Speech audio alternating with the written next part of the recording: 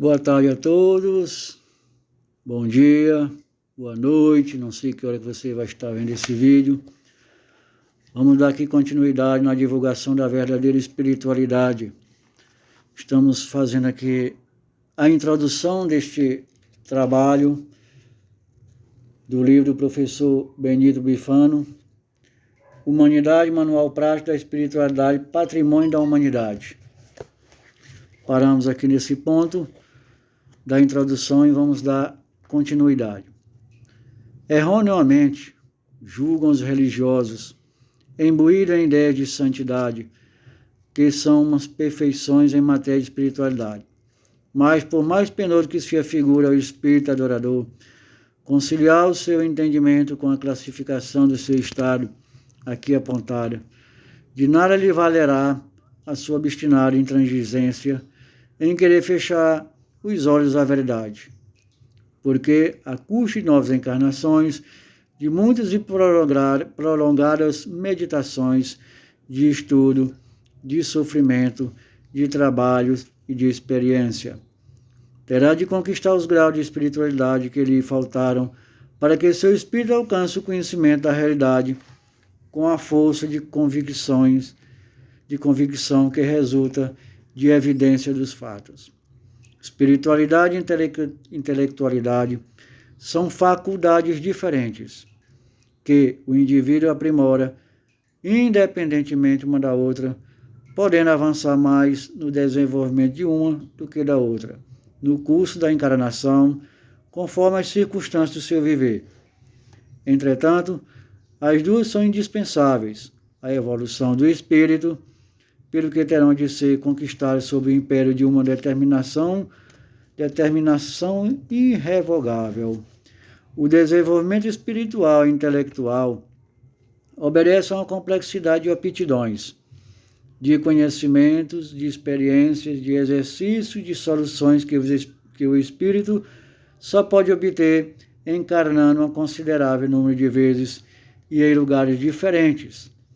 É do conhecimento comum aos povos, difere um dos outros de estado para estado, e mais profundamente de nação para nação, pelos seus hábitos e costumes, pelas suas tendências e temperamentos, pelos seus gostos e inclinações.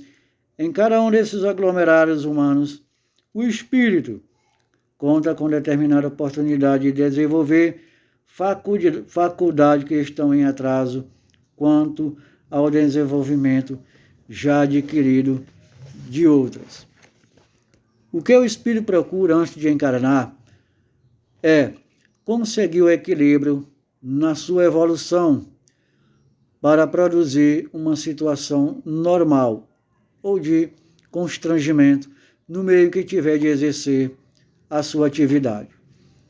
Todos os fatos que parecem incompreensíveis, quando ocorridos numa região do globo onde as tendências são outras, têm a explicação natural, obedecem ao plano geral da evolução, estão enquadrados nas leis da relatividade, e o ser espiritualista, devidamente esclarecido, pode apreciá-los com serenidade e compreensão, sem emoções demasiadamente fortes e sem o risco de se embrenhar no emaranhado das falsas interpretações, no caso, as religiões.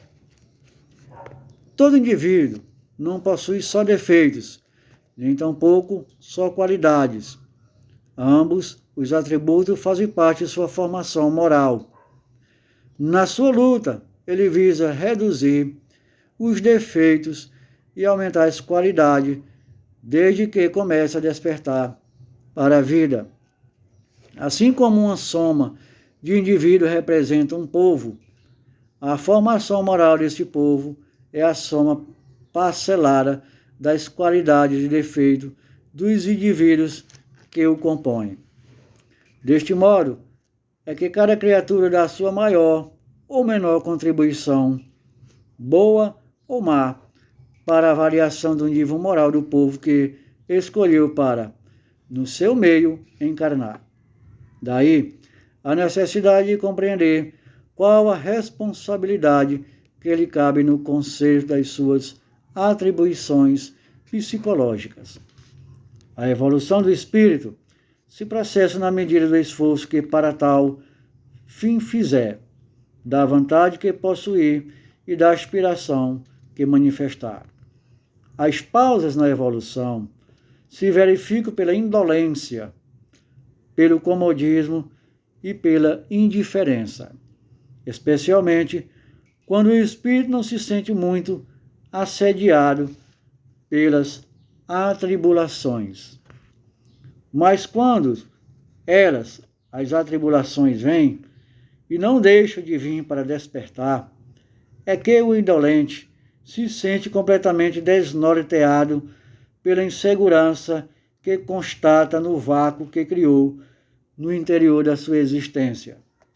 Nestas circunstâncias, muitos desejarão saber o que aconselhar essa ciência da vida que se chama espiritualismo mundial racional e científico.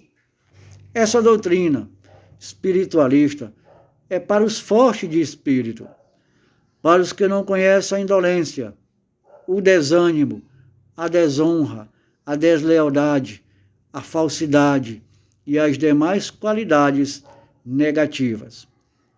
O espiritualismo mundial racional e científico não anda à cata de adeptos, isto é, não faz proselitismo, porque não precisa deles para a sua subsistência e porque o princípio da independência, que material, que é espiritual, é sustentado pela sua disciplina. O espiritualismo mundial racional e científico dá e nada pede. Dá aquilo que constitui o maior tesouro que se pode aspirar na Terra. Os meios para que o indivíduo se esclareça, se torne aquilo que desejou ser. Consciente perante a vida, útil a si, a sua família, a sua pátria, a humanidade. Para que se obtenha os benefícios demonstrados nos capítulos que seguem, é fundamental que se coloque em prática, desde já, a ferramenta que liga este mundo terreno ao astral superior, denominada por limpeza psíquica. Trata-se de uma ligação natural aos mundos astrais superiores, de onde virão espíritos de luz treinar para processar a limpeza astral do local onde o ser humano se encontra, ficando um ambiente diafanizado com essa ação benfazeja, trazendo paz, harmonia, alegria, conforto espiritual para quem ela praticar com disciplina. Para quem praticar com disciplina. Não é necessário pedir nada aos espíritos de luz, uma vez que eles sabem do que precisamos e vamos ser atendidos gradativamente dentro daquilo que merecemos. É importante fazê-las em família, para que as crianças possam ter um ambiente saudável, sem interferência do astral inferior. A espiritualidade é nômade, não tem endereço fixo.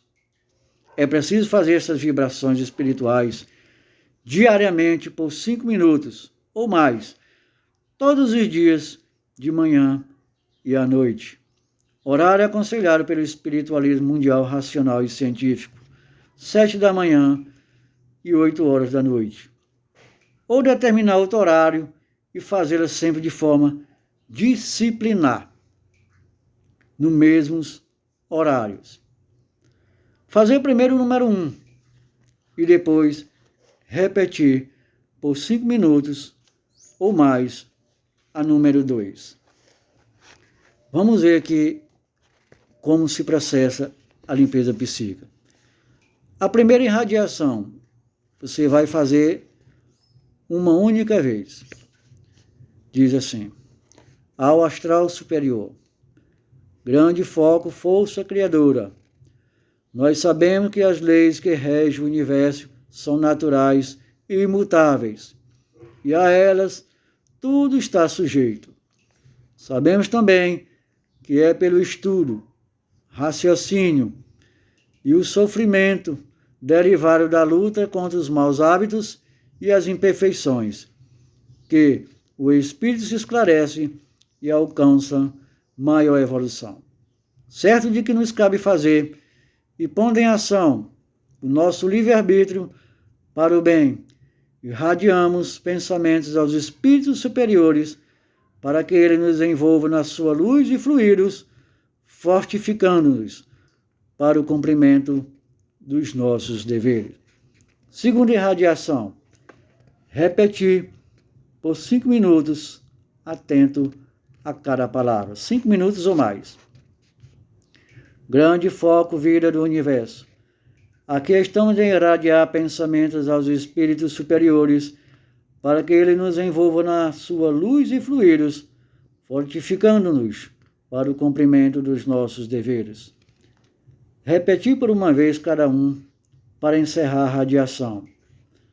Uma vez ao astral superior, uma vez ao grande foco e uma vez aos dirigentes astrais do movimento espiritualista. Isso no final das irradiações. Este é o segredo para a cura dos males espirituais e é a forma de se ligar ao astral superior para que desçam a este plano e retire da atmosfera à nossa volta todos os espíritos com propósitos prejudiciais, encaminhando-os aos seus respectivos mundos. Conforme a repetição da vibração, o ambiente começa a ser preparado para a recepção do astral superior. Muito bem, queridos, amados irmãos, ficamos aqui com o final desta introdução e na próxima aula nós vamos começar a estudar sobre a verdadeira espiritualidade que nos faz a proposta, o espiritualismo mundial, racional e científico, a espiritualidade de Luiz de Matos. Nós vamos, no próximo capítulo, começar com o capítulo número 1, que são traços gerais da espiritualidade. Ficamos por aqui. Um abraço a todos e a Namastê.